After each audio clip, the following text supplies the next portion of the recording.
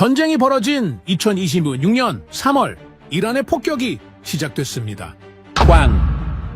천장이 흔들렸습니다. 유리가 쏟아졌습니다. 두바이 국제공항. 수만 명이 바닥에 엎드렸습니다. 30초 사이 항공 12편이 순식간에 취소됐습니다. Cancelled, cancelled, cancelled. 미국, 유럽, 중국 모두 오지 않았습니다. 즉각 대피를 권고합니다. 각자 알아서 대피하시오. 하지만 단 한 나라가 달랐습니다. 한국 외교부입니다. 지금 즉시 3번 게이트로 오십시오. 유럽 전문가들이 입을 모았습니다. 이 상황에 비행기를 띄웠다고? 말도 안 돼! 전쟁 발발 단 48시간 만에 포연이 가시지 않은 하늘을 뚫고 한국은 이미 그 하늘 위에 있었습니다. 그리고 이것은 시작에 불과했습니다. 지금부터 그 이야기를 들어보겠습니다. 영상을 시작하기 전에 구독, 좋아요 꾹 눌러주세요. 영상 제작에 큰 힘이 됩니다. 쿵. 처음엔 멀리서 들리는 공사 소음인 줄 알았습니다. 두바이 공항 라운지. 저는 커피를 손에 들고 탑승 시간을 기다리고 있었습니다. 그런데 두 번째 소리가 들렸을 때 저는 커피를 내려놨습니다. 쿵. 쿵. 진동이었습니다. 바닥이 울렸습니다. 전쟁이라도 난 거야? 옆에 앉아있던 남자가 중얼거렸습니다. 저는 대답하지 않았습니다. 대답할 필요가 없었습니다. 공항 전광판이 이미 답을 내놓고 있었으니까요. Delayed, cancelled, cancelled, cancelled. 저는 숫자를 셌습니다. 30초 사이 항공 12편이 순식간에 취소됐습니다. 그 순간 공항 스피커에서 경보음이 울렸습니다. 그리고 천장 어딘가에서 먼지가 쏟아지기 시작했습니다. 쾅! 이번엔 달랐습니다. 훨씬 가까웠습니다. 공항 건물 전체가 한번 크게 흔들렸습니다. 라운지 유리창이 덜컹거렸고 머리 위 형광등이 깜빡였습니다. 사람들이 비명을 지르며 바닥에 엎드렸습니다. 저도 본능적으로 몸을 낮췄습니다. 그리고 흰 먼지가 쏟아졌습니다. 탑승동 한쪽에서 검은 연기가 피어오르는 게 보였습니다. 공항 직원들이 뛰기 시작했습니다. 누군가 머리를 감싸쥐고 주저앉아 있었습니다. 피가 흘렀습니다. 아이를 아는 어머니가 출구를 향해 달렸습니다. 아무도 방향을 몰랐습니다. 그냥 뛰었습니다. 저는 브록 켈러. 지난 20년 동안 중동 전쟁을 분석해온 사람입니다. 전선이 무너지는 현장을 취재했고 포격 소리가 익숙한 도시에서 잠을 잡았습니다. 하지만 그날은 달랐습니다. 전쟁터가 따로 있는 게 아니었습니다. 제가 서 있는 이 공항이 지금 이 순간 전쟁터가 된 겁니다. 이란 혁명수비대가 미사일 137기와 드론 209기를 걸프 전역에 발사했다는 속보가 터진 건 그로부터 얼마 지나지 않아서였습니다. 대부분은 방공 시스템이 요격했습니다. 하지만 떨어진 파편은 막을 수 없었습니다. 두바이 공항 탑승동 일부가 파손됐습니다. 직원 4명이 부상했습니다. 부르즈 아라랍 호텔 외벽에 드론 파편이 떨어져 불이 붙었습니다. 팜 주메이라 고급 주택가에도 발사체가 쏟아졌습니다. 중동에서 가장 안전하다는 도시가 한순간에 뒤집혔습니다. 두바이 국제공항은 그날부터 전면 폐쇄됐습니다. 에미레이트 항공을 포함한 모든 항공사가 운항을 멈췄습니다. 공항 안에는 수만 명이 갇혔습니다. 귀국하지 못한 여행객, 환승 중이던 사람들, 아이를 데리고 여행 중이던 가족들. 모두 같은 처지였습니다. 나갈 수가 없었습니다. 전쟁이 터지면 대부분의 정부가 가장 먼저 하는 일은 하나입니다. 대피 권고. 하지만 실제로 국민을 데려오는 나라는 많지 않습니다. 저는 그 장면을 수십 번 봐왔습니다. 이번에도 같은 일이 반복될 거라고 생각했습니다. 그런데 그때였습니다. 관제실 쪽에서 웅성거리는 소리가 났습니다. 직원 한 명이 전화를 받더니 갑자기 목소리를 높였습니다. 뭐라고요? 잠시 후 그가 주변을 돌아보며 말했습니다. 한국 정부가 전세기를 보냈답니다. 저는 고개를 들었습니다. 지금 뭐라고 했죠? 직원이 다시 말했습니다. 한국이요. 자국민 대피용 전세기를 보냈답니다. 저는 천천히 휴대폰을 꺼내 전쟁 발발 시각을 확인했습니다. 그리고 지금 시간을 봤습니다. 혼잣말이 새어나왔습니다. 말도 안 돼. 한국이 벌써 움직였다고. 전쟁이 시작된 지 겨우 이틀이었습니다. 그때는 몰랐습니다. 그 전세기가 단순한 탈출 작전의 시작이 아니라 나중에 닫혀있던 국경까지 열게 될 이야기의 시작이 될 줄은. 이튿날 아침이 밝았습니다. 하지만 공항 안에는 아침이 없었습니다. 조명만 켜져 있을 뿐 시간이 멈춰 있었습니다. 바닥에 담요를 깔고 누운 가족들, 캐리어를 베개 삼아 쓰러진 남자, 충전 콘센트 하나를 놓고 말없이 차례를 기다리는 사람들. 전날 먼지와 파편이 쏟아졌던 탑승동은 이미 테이프로 봉쇄돼 있었습니다. 공항 직원들은 지친 얼굴로 같은 말만 반복하고 있었습니다. 현재 모든 항공편이 취소된 상태입니다. 전광판은 여전히 같은 단어를 반복하고 있었습니다. Cancelled. Cancelled. Cancelled. 저는 취재 본능으로 움직이기 시작했습니다. 각국 여행객들에게 말을 걸었습니다. 자국 정부로부터 연락을 받았는지, 대피 안내가 있었는지. 솔직히 말하면 저 자신도 답이 필요했습니다. 영국 외무부 전화는 밤새 연결이 안 됐으니까요. 미국인 사업가를 먼저 만났습니다. 텍사스 출신이라고 했습니다. 그는 핸드폰을 내밀었습니다. 국무부에서 문자 하나 왔어요. 공습 나흘 안에 대피 계획을 수립 중이라고. 저는 그 문자를 2번 읽었습니다. 나흘. 수립 중. 전쟁이 터진 지 이틀이 지난 시점이었습니다. 세계 최강국 미국이 내놓은 답이 고작 나흘 뒤의 계획 수립이었습니다. 확정도 아니었습니다. 검토 중이었습니다. 중국인 단체 여행객 쪽으로 발걸음을 옮겼습니다. 가이드로 보이는 젊은 여성이 일행에게 뭔가를 설명하고 있었습니다. 통역사에게 물었습니다. 중국 대사관에서 뭐라고 했습니까? 통역사가 잠시 망설였습니다. 육로로 이동하라고요. 차를 구해서 자력으로 나오라고. 자력 이동. 중동에서 전쟁이 한창인 지역에서 스스로 차를 구해 수백 킬로미터를 이동하라는 겁니다. 어린아이를 데리고 노인을 부축하면서. 유럽도 크게 다르지 않았습니다. 독일인 부부를 만났습니다. 남편이 스마트폰 화면을 보여줬습니다. 독일 외무부 공지였습니다. 즉각 대피를 권고합니다. 대사관은 직원 안전을 위해 철수를 준비 중입니다. 저는 그 문장을 천천히 다시 읽었습니다. 대사관이 철수를 준비 중입니다. 자국민을 두고 대사관이 먼저 짐을 싸고 있다는 겁니다. 권고만 있고 방법은 없었습니다. 저는 20년 동안 전쟁터를 취재했습니다. 이라크에서도 봤고 시리아에서도 봤습니다. 전쟁이 터지면 각국 정부가 제일 먼저 하는 일은 항상 똑같습니다.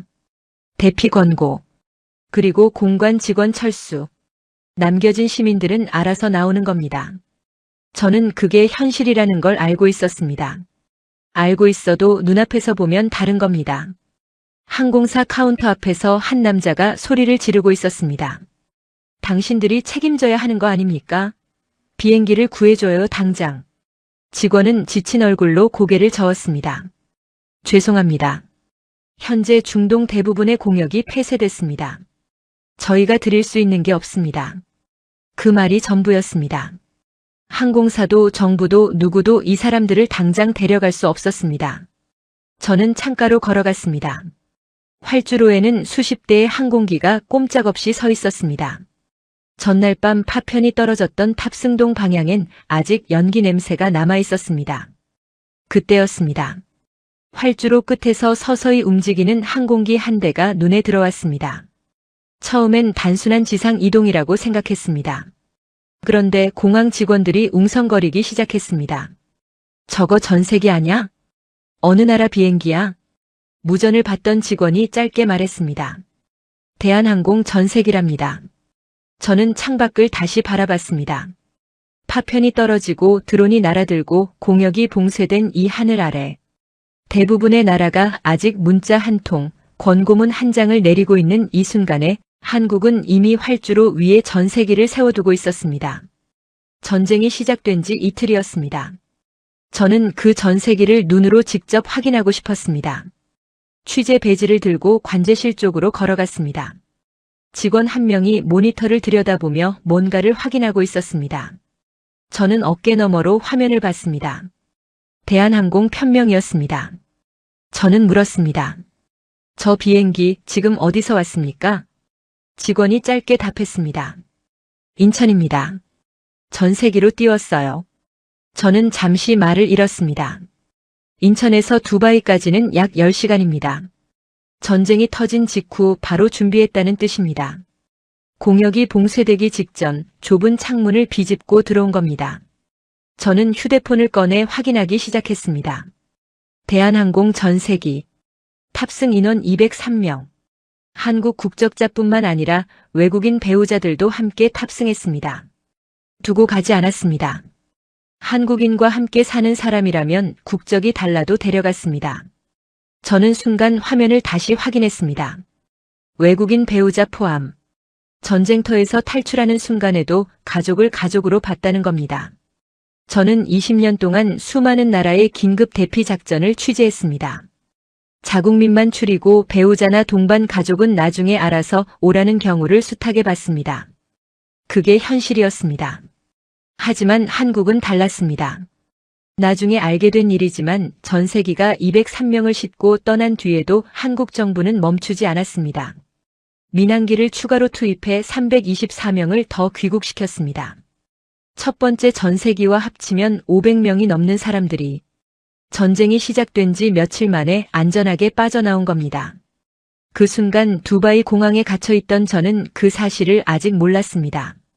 하지만 첫 번째 전세기 한 대만으로도 저는 이미 뭔가 다르다는 걸 느끼고 있었습니다. 저는 계속 확인했습니다. 그리고 한 줄을 발견했습니다.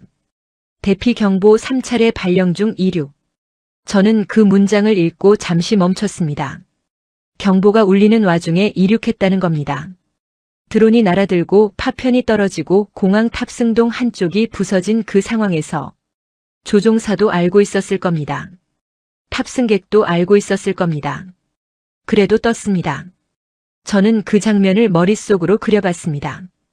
경보음이 울리는 공항, 불안에 떠는 승객들, 그리고 활주로를 박차고 하늘로 올라가는 항공기. 두바이 상공에는 아직 드론이 날아다니고 있었습니다. 저라면 그 결정을 내릴 수 있었을까요? 더 놀라운 건 따로 있었습니다. 한국은 민항기만 준비한 게 아니었습니다.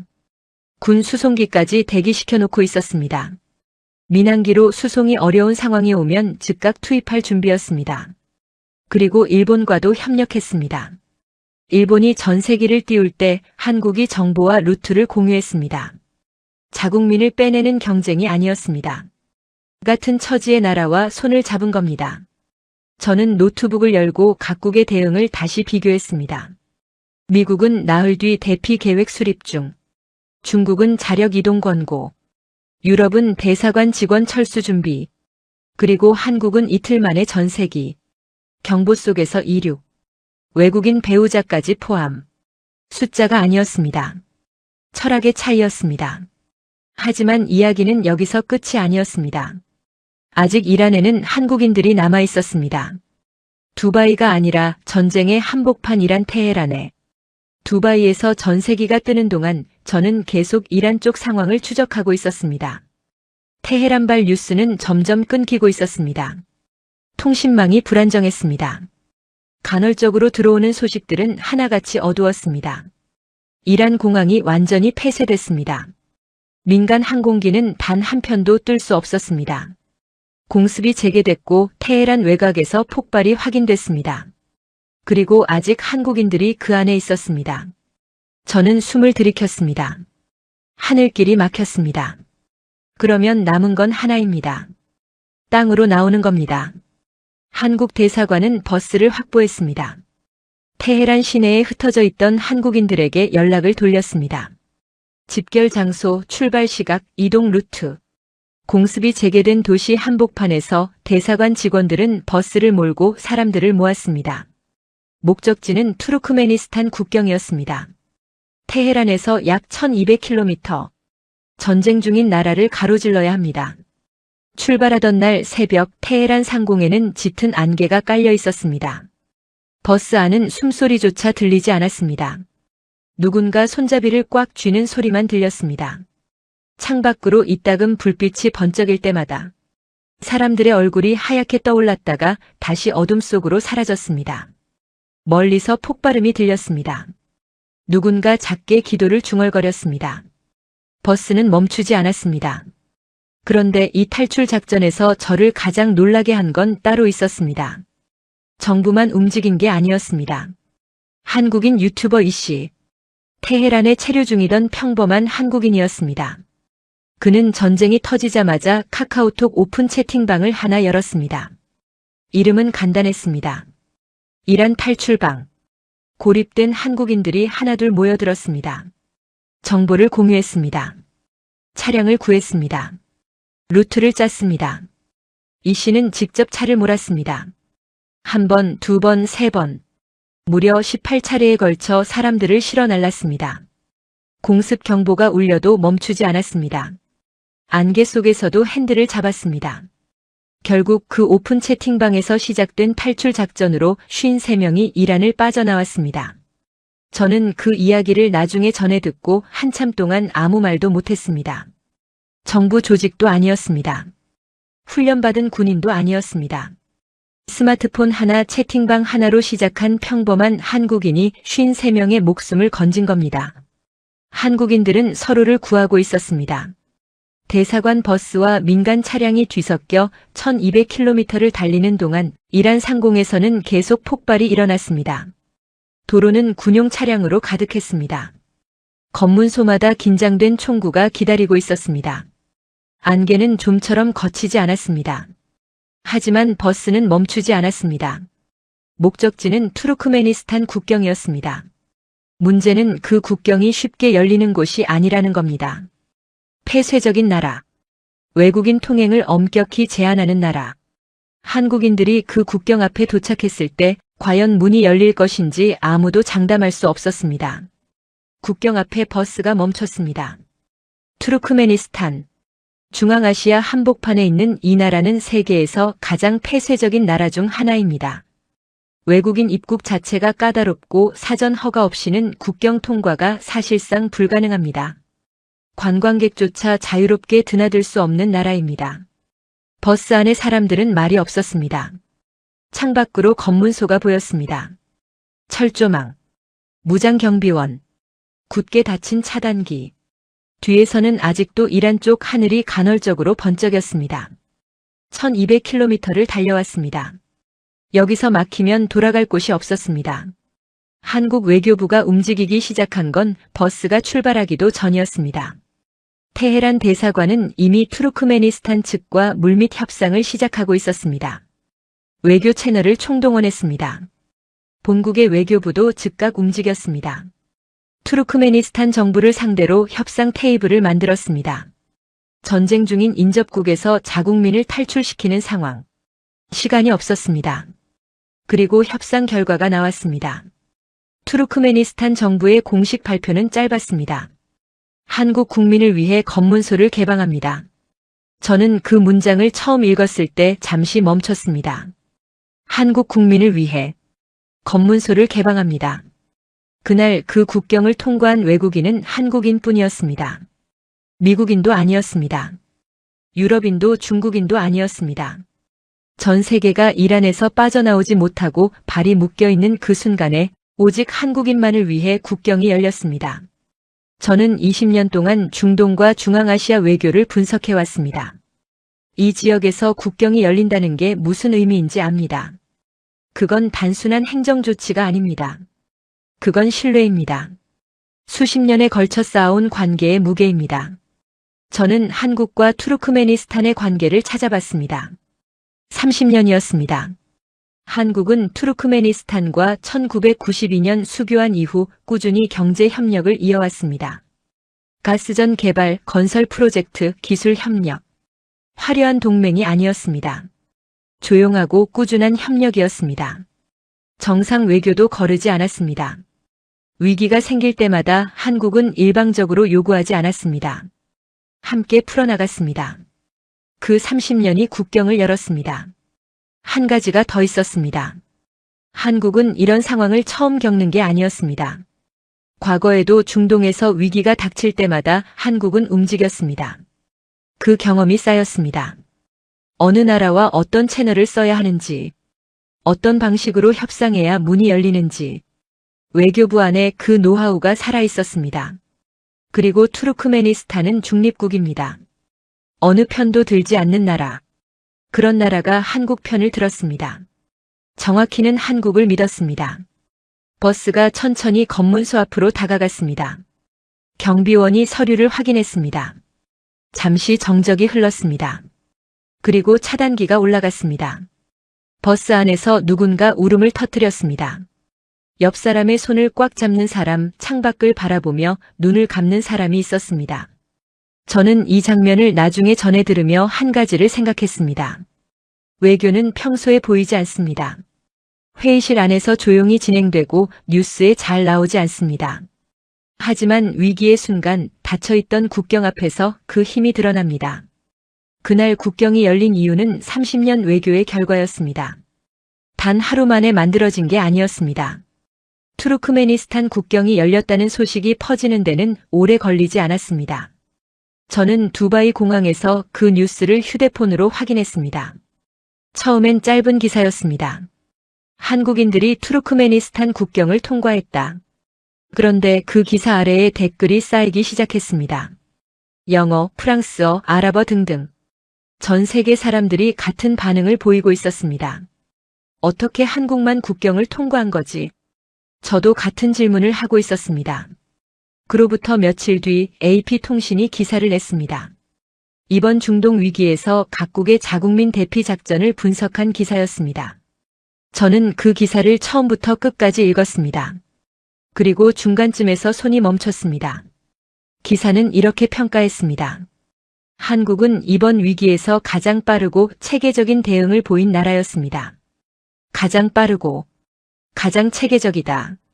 AP통신만이 아니었습니다. 국제 에너지 전문 매체들도 한국의 대응을 집중 조명하기 시작했습니다. 전쟁으로 중동 에너지 공급망이 흔들리는 상황에서 한국은 자국민 대피와 에너지 수급이라는 두 가지를 동시에 챙겼다는 분석이었습니다.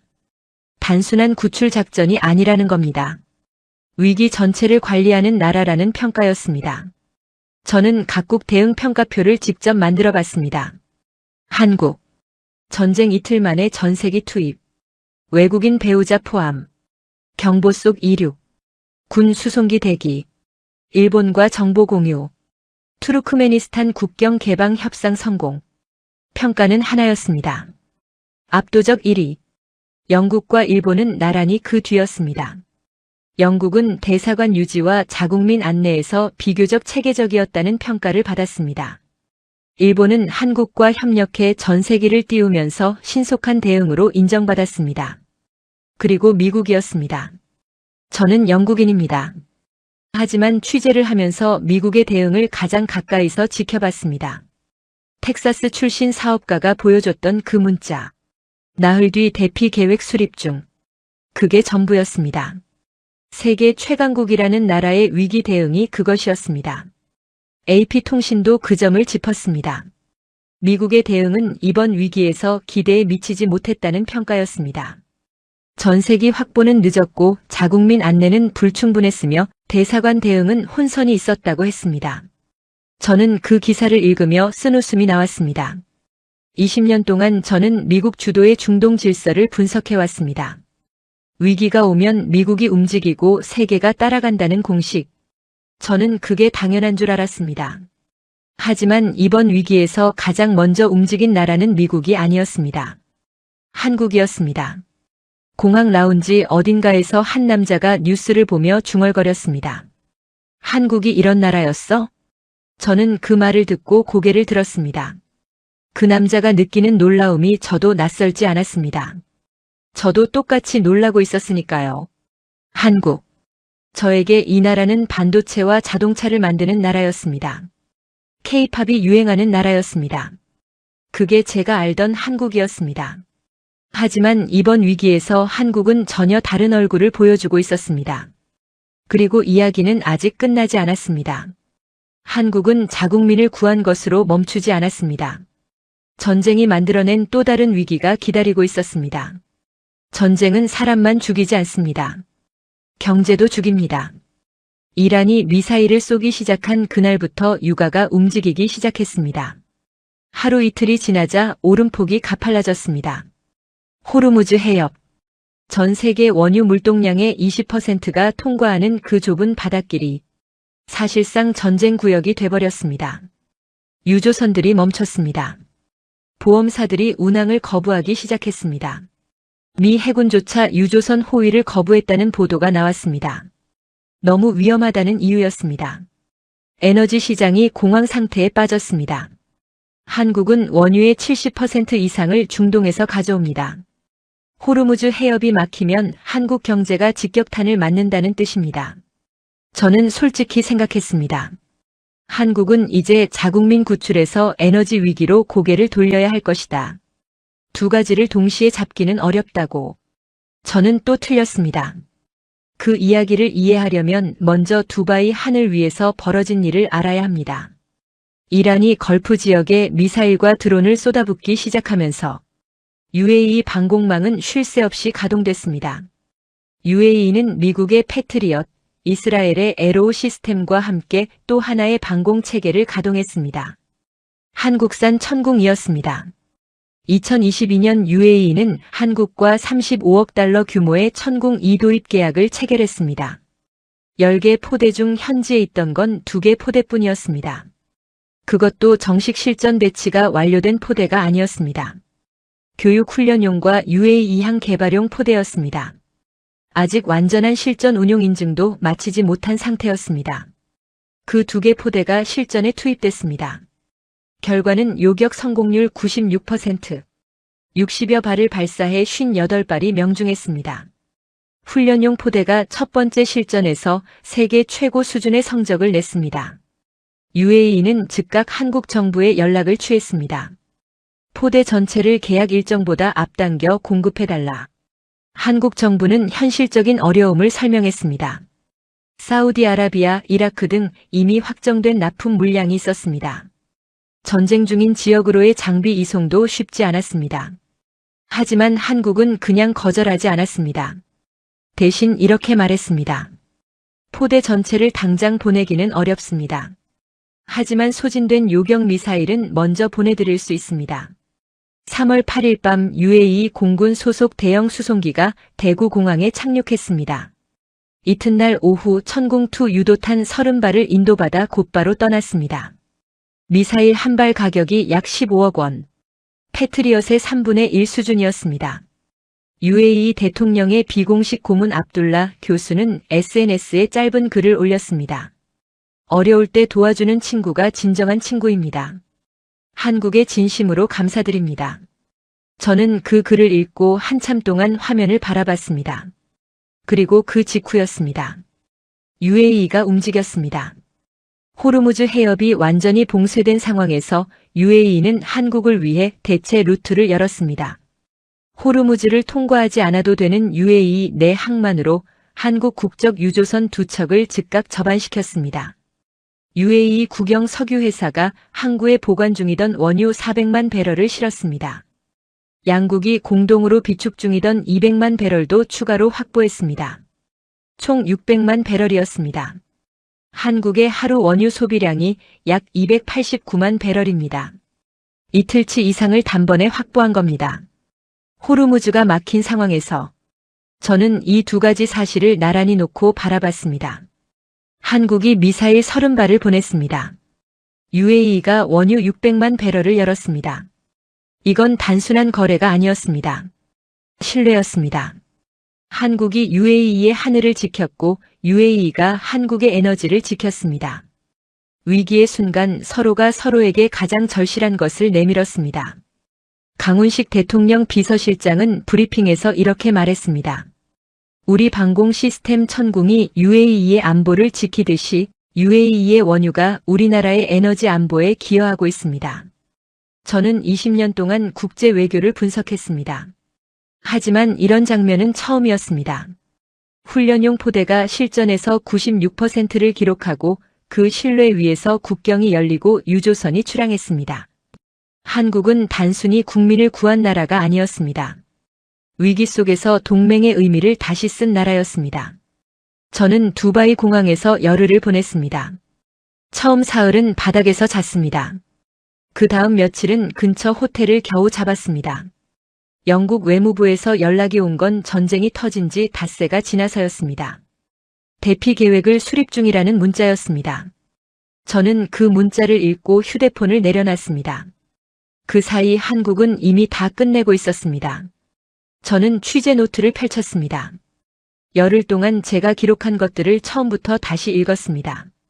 전쟁 이틀째 전세기, 경보 속 이륙, 외국인 배우자 포함, 군 수송기 대기, 일본과 협력, 오픈 채팅방 53명 탈출, 투르크메니스탄 국경 개방, UAE 유조선 600만 배럴, 대사관 끝까지 유지. 저는 마지막 항목에서 손을 멈췄습니다. 대사관 끝까지 유지. 대부분의 나라가 대사관 직원 철수를 서두르는 동안 한국 대사관은 테헤란에 남아 있었습니다. 자국민이 마지막 한 명까지 빠져나올 때까지 깃발을 내리지 않았습니다. 문을 닫지 않았습니다. 전쟁 중인 도시 한복판에서 대사관이 불을 켜고 있었습니다. 저는 그게 무슨 의미인지 압니다. 그건 단순한 행정 결정이 아닙니다. 그건 국가가 국민에게 보내는 메시지입니다. 우리는 여기 있다. 당신이 나올 때까지 우리는 떠나지 않는다. 저는 오랫동안 대한민국이라는 나라를 제대로 몰랐습니다. 솔직히 말하겠습니다. 저는 한국을 분석 대상으로 본 적이 없었습니다. 중동 전쟁을 분석하는 사람에게 한국은 그냥 멀리 있는 나라였습니다. 반도체 잘 만들고 드라마 잘 찍고 음악 잘하는 나라. 그게 제가 알던 한국이었습니다. 하지만 이번 위기는 저에게 전혀 다른 한국을 보여줬습니다. 한국은 1950년 전쟁으로 모든 것을 잃은 나라입니다. 70년 전 이 나라는 세계에서 가장 가난한 나라 중 하나였습니다. 전쟁의 잿더미 위에서 다시 시작했습니다. 그리고 70년이 지난 지금 이제 위기의 순간에 세계가 주목하는 나라가 됐습니다. 그 70년이 그냥 만들어진 게 아니었습니다. 외교를 쌓았습니다. 30년 동안 투르크메니스탄과 관계를 이어왔습니다. UAE의 원전을 지어줬습니다. 위기 때마다 경험을 축적했습니다. 그리고 국민들도 함께 움직였습니다. 오픈 채팅방 하나로 53명을 구한 평범한 유튜버처럼 국가만 강한 게 아니었습니다.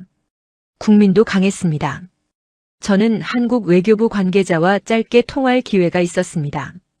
저는 물었습니다. 어떻게 이렇게 빨리 움직일 수 있었습니까? 그는 잠시 생각하다가 답했습니다. 우리는 위기가 올 때마다 배웠습니다. 그리고 잊지 않았습니다. 저는 그 말을 받아 적었습니다. 그리고 한참 동안 그 문장을 바라봤습니다. 배웠습니다. 그리고 잊지 않았습니다. 저는 중동 전쟁을 20년 분석해왔습니다. 위기의 순간에 나라의 진짜 실력이 드러난다는 걸 알고 있었습니다. 하지만 이번에 제가 목격한 건 실력만이 아니었습니다. 사람이었습니다. 국경 앞에서 버스를 몰고 채팅방을 열고 유조선을 띄우고 대사관 불을 켜고 있던 사람들.